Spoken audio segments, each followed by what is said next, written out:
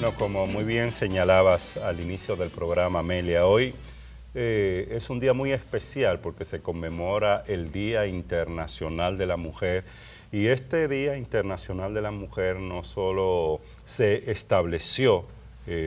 producto de todas estas luchas a las que tú hacías referencia de las mujeres obreras en el mundo y de la pérdida de vida incluso de una importante cantidad de mujeres en procura de generar una mayor igualdad en materia de derechos laborales. No solo se hace para recordar esto, sino al mismo tiempo para insistir en la necesidad de que las sociedades en toda parte del mundo vayan avanzando en materia de equidad de género y de respeto de los derechos a las mujeres. Y un día como hoy siempre se toma para recordar, reflexionar sobre los todavía grandes retos y desafíos que en materia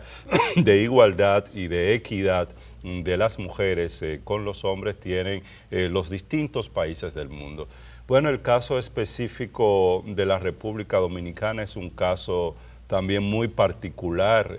sobre todo por la cantidad de retos y desafíos que en distintas áreas presenta la democracia dominicana, presenta el país en materia de género. Y hablamos de distintas áreas porque si uno puede reconocer que sin duda durante las últimas décadas ha habido avances importantes en materia de igualdad, relacionados esencialmente, igualdad de género me refiero, relacionados esencialmente con el tema de acceso a la educación por parte de las mujeres, que es un punto en el que sin duda se ha avanzado en el país, el acceso al trabajo y mejorar condiciones laborales de las mujeres que han podido acceder al trabajo, pero sin duda todavía en materia laboral siguen existiendo retos importantes relacionados con el tema de ingresos y de salarios. Sobre todo hombres y mujeres desarrollando el mismo puesto, el mismo cargo, pues los salarios de las mujeres suelen ser menor. Entonces, ahí hay en materia laboral un desafío importante, un desafío en esta materia tiene que ver con el hecho de los derechos que tienen las mujeres, sobre todo las mujeres madres recién paridas, a contar con el tiempo suficiente y la protección suficiente de sus empresas y de las instituciones en las que labora para que puedan atender a los niños recién nacidos. Todavía hay aquí desafíos importantes que involucra también a los hombres en el sentido de que los hombres puedan contar también con los periodos de licencia necesarios para que puedan asumir la responsabilidad que tienen en el hogar cuando llega un recién nacido. En esa materia hay distintos temas importantes, como lo hay en otras materias en el país. Sigue siendo un gran desafío el tema de los retos que en materia de lucha contra la violencia tiene la República Dominicana. Sin embargo, yo quisiera rápidamente, Amelia, si me permite referirme al tema de la participación política, la participación de las mujeres en el poder político. Hoy el periódico El Día saca un trabajo donde habla sobre este tema y ahí hay una gráfica que establece cómo es la participación de las mujeres tanto en el Senado como en la Cámara de Diputados. Cuando hablamos de participación política de las mujeres nos referimos a hasta qué punto se permite una participación importante en condiciones de equidad de las mujeres en los espacios de toma de decisiones en el país. Y estos espacios esencialmente son, bueno, el Congreso, los municipios, los ministerios, los propios partidos políticos. Pues aquí en esta gráfica se habla de que a pesar de que en el país la legislación electoral establece que las candidaturas de las mujeres deben cumplir con una cuota del 33% de participación, pues vemos que en el Senado de la República apenas un 9% de las senadoras del Senado son mujeres, es decir, apenas 3 mujeres de 32 senadores, 29 hombres, ahí muy lejos, estamos muy lejos de la participación que establece la legislación electoral en el país. Y pongo un punto ahí, Javier, y esto no significa que no hayan sido elegidas, sino que no necesariamente hubo una proporción adecuada de mujeres candidatas a esos cargos políticos, porque ahí estamos viendo el resultado final. Claro. Hay 3 de 32. La pregunta es, ¿cuántas candidatas para ocupar el puesto como senadora hubo en las diferentes organizaciones políticas? Y la proporción sigue siendo muy por debajo baja, de lo deseable. Aunque yo soy de las personas que aspira que en República Dominicana, al igual que en otros países del mundo, llegue el momento en que dejemos de ver la necesidad de una discriminación positiva, estableciendo cuotas, y que a las personas se le elija por su capacidad independientemente del género. Pero la verdad es que los estudios que se han realizado en los últimos años han demostrado que hay grandes diferencias a la hora de facilitar el acceso de una mujer a tener una participación equitativa dentro de una misma organización política, que es el ejemplo que estás poniendo. Hay más obstáculos independientemente de las labores que desarrollen dentro de un partido. Muchas son las mujeres que pertenecen a los comités de base, que se encargan de estructurar las campañas de otros compañeros, y a la hora de facilitar el acceso para ascender son bloqueadas. Entonces, cuando se demuestra esto con números y con estudios, entonces tenemos que acceder hacia la posibilidad de fomentar la discriminación positiva como un mecanismo para que en nuestro país se comience a establecer un mecanismo que permita una participación más o menos igual entre mujeres y hombres en actividades como esta, que es la política a la que estás poniendo como ejemplo. Claro, y es importante porque no se trata solo de que en la legislación,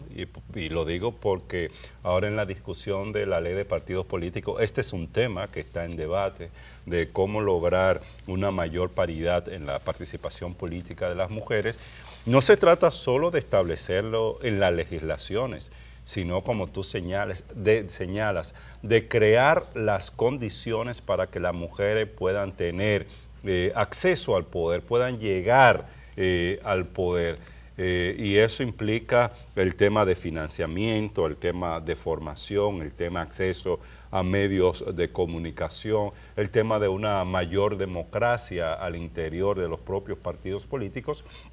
lo que no se da. Pero si uno sigue revisando, por ejemplo, en el mismo gráfico del periódico El Día, aparece en la Cámara de Diputados que de 190 diputados, 53 son mujeres, es decir, apenas el 28%, que es lo que está ahí, el gráfico arriba, a la derecha, que es la participación de las mujeres. Sin embargo, en el padrón electoral, si vemos abajo a la izquierda, vemos que más del 50% del padrón electoral está constituido por mujeres, más 3.4 millones de mujeres forman parte de ese padrón electoral, pero si vemos los 2 principales partidos políticos, que son los gráficos abajo, a la derecha, en el PRM apenas el 18% de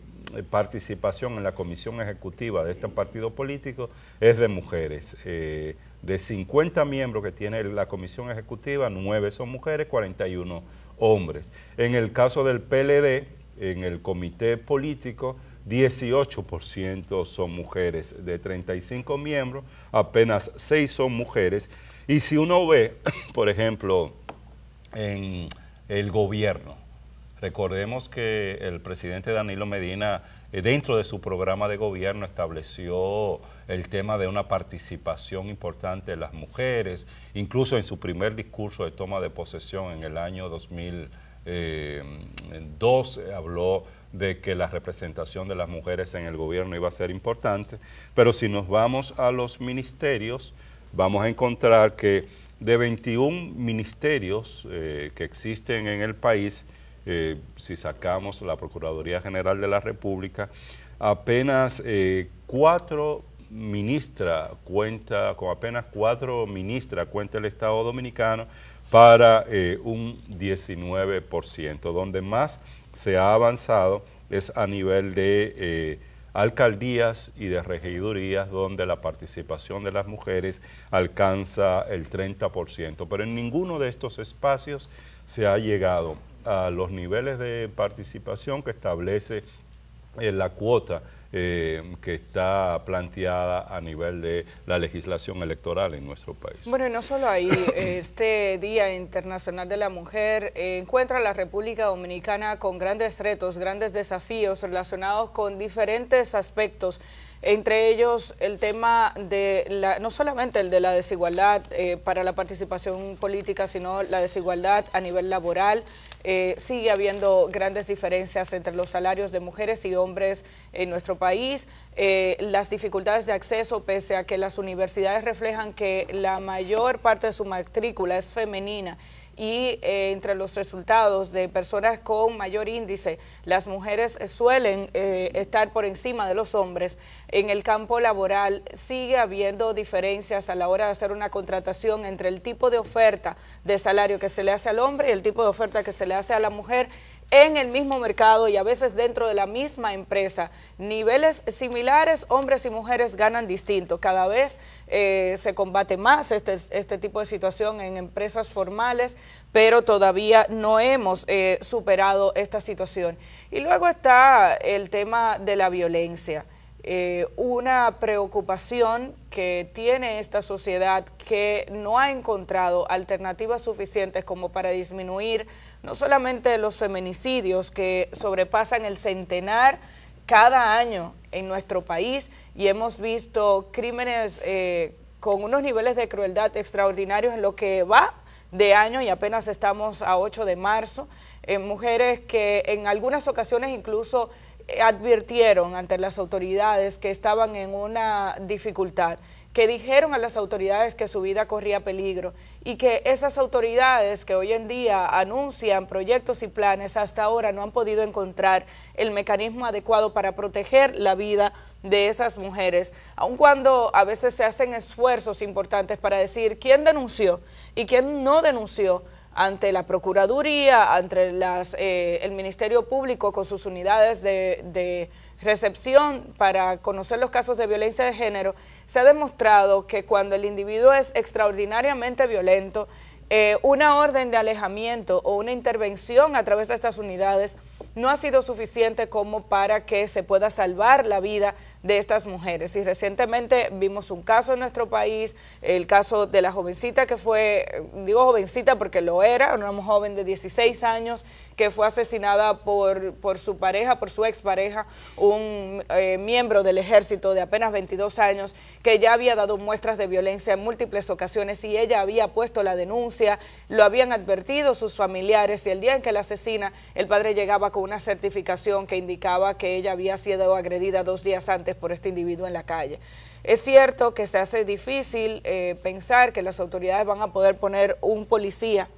a cada persona que se siente que su vida corre peligro, pero también los mecanismos que se están utilizando no están siendo suficientes. Termina en la mayoría de los casos esa mujer víctima de la violencia siendo revictimizada, termina siendo encerrada porque es la que no puede salir de su casa, porque sabe que con la orden de alejamiento no es suficiente. El caso de la Núñez de Cáceres, ese individuo tenía una orden de alejamiento, sin embargo la llamó para resolver un tema de supuestamente un tema de su hijo. Ella sale de su trabajo a la puerta y él le dispara en la calle. Entonces no se está resolviendo el problema. Las autoridades anunciaron un plan en noviembre que esperamos que sea efectivo a mediano plazo y no necesariamente a largo plazo, que sea a corto plazo. Y además del tema de los feminicidios, tenemos mujeres que son víctimas de violencia que no han muerto, que todos los días se sienten atemorizadas, el acoso sexual laboral que se reproduce en nuestro país con mucha frecuencia, y ese acoso sexual no Así es. solamente se da en el trabajo, se da en la calle, En las se da en calles, el hogar, sí, se da en la vida familiar, se da en las escuelas, porque tenemos una cultura que debemos revertir de unos individuos, hombres, machos masculinos, que son formados de esa forma y que en muchas ocasiones ven con gracia piropos que son inadecuados. La forma de acercarse a la mujer es agresiva, es violenta, es maltratadora, atenta contra la dignidad de esas mujeres, pero en muchas ocasiones esos hombres ni siquiera, y hay que decirlo así, ni siquiera advierten que lo que están haciendo es equivocado, porque es una formación, una educación que viene desde el hogar, con la que hay que trabajar desde el inicio. Y que hay que transformar. Y que hay que transformar de fondo. La familia y las escuelas tienen el deber, el compromiso de transformar esa cultura. Mira, Amelia, hay que aprovechar para hacer un llamado a tomadores de decisiones que estoy seguro, y bueno, ya ha estado pasando desde ayer, que hoy van a estar más que multiplicados los discursos bonitos, los discursos emotivos por el Día de la Mujer, el Día Internacional de la Mujer, y uno lo que quisiera es que estos tomadores de decisiones, y estoy hablando de legisladores, de el gobierno central, presidente, ministros, de los gobiernos municipales, uno quisiera que, bueno, que hagan su discurso, está bien, pero que también hablen con los hechos y hablen con las políticas públicas que definen, porque aquí de lo que se trata es que estos tomadores de decisiones que fueron colocados en esos cargos para representar a la ciudadanía puedan definir políticas públicas dirigidas a garantizar y proteger los derechos de las mujeres. Y eso es el discurso que quiere el país, que quiere la ciudadanía en estos momentos. Por ejemplo, que esos legisladores que hoy van a hablar y a felicitar a las mujeres y a dar discursos emotivos, uno lo quisiera ver comprometido con un código penal que establezca las 3 causales que se han estado planteando en casos para realización del aborto, en caso de situaciones especiales que ya se ha estado discutiendo acá, porque aquí estamos hablando del derecho a la salud y derecho a la vida de las mujeres, y muchos de estos legisladores, respeto a su dignidad, a la dignidad humana. Entonces estamos hablando de la necesidad de que ese código penal que se está discutiendo establezca esa posibilidad de interrupción del embarazo en situaciones especiales, pero al mismo tiempo, que es otro tema que está ahí, lo han trabajado distintas instituciones acá en el país, y es la situación de las niñas y adolescentes. La República Dominicana sigue siendo uno de los países de la región donde tiene mayor cantidad de uniones tempranas, de embarazos en adolescentes, y la repercusión e implicaciones que tiene esto. Pues Plan Internacional, por ejemplo, desde hace ya bastante tiempo, ha venido desarrollando una campaña para que el Congreso Nacional apruebe un código civil donde prohíba que antes de los 18 años las niñas y las jóvenes establezcan cualquier tipo de relación formal de pareja o informal de pareja con individuos. Entonces, son todas estas situaciones las que debemos revertir y cambiar, y estas situaciones solo se cambian si efectivamente hay un compromiso con políticas públicas que no solo estén definidas, que hay que definirlas, sino que cuenten con los recursos humanos, financieros y tecnológicos necesarios para poder llevarlas a cabo. Basta ya de doble discursos. El tema del Código Penal está pendiente de aprobación precisamente por la ausencia de una decisión de los legisladores de respetar lo que quiere la mayoría en este país, y han hecho múltiples estudios y los tienen en la mano que indican que hay una mayoría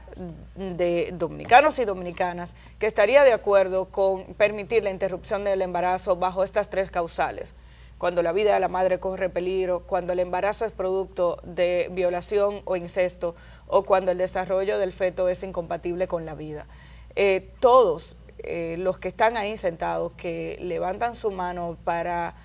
apoyar posiciones contrarias, cuando se ven en situaciones como esta, sabemos que necesitan el espacio para pensar y que probablemente tomen decisiones muy contrarias a las que están aprobando en el código actual, a las que están aprobadas en el código actual. Se trata del derecho a la salud, se trata del derecho a la vida y el derecho a la dignidad de una mujer. Se trata de facilitar a los involucrados en una situación como esta, que son situaciones excepcionales pero que se presentan, que tengan la posibilidad de discutirlo con los médicos en cuestión y que a partir de un análisis entre los involucrados entonces se determine cuál será la decisión final. Lo mismo pasa con el tema del embarazo en adolescentes. República Dominicana tiene una cifra alrededor de un 20.5% de jóvenes adolescentes embarazadas. Eso es una cifra alarmante. Estamos en el 5º lugar en la región. ¿Qué significa esto? Que no desarrollamos políticas públicas tampoco que apunten hacia promover el retardo de las relaciones sexuales entre niños y niñas.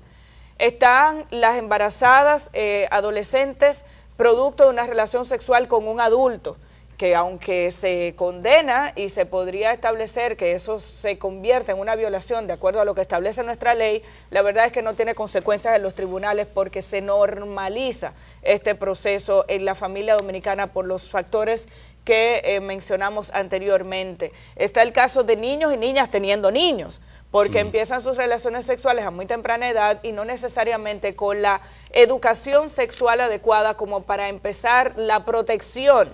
de cada uno de ellos, no solamente para que la niña no quede embarazada, que al final es la que carga con el embarazo, sino que también esto evitaría las enfermedades de transmisión sexual a temprana edad. Son grandes los retos que tenemos por delante y ojalá estos días sean utilizados para promover no solamente este tipo de discursos, sino para que en la práctica las autoridades dominicanas actúen, que es lo que está haciendo falta.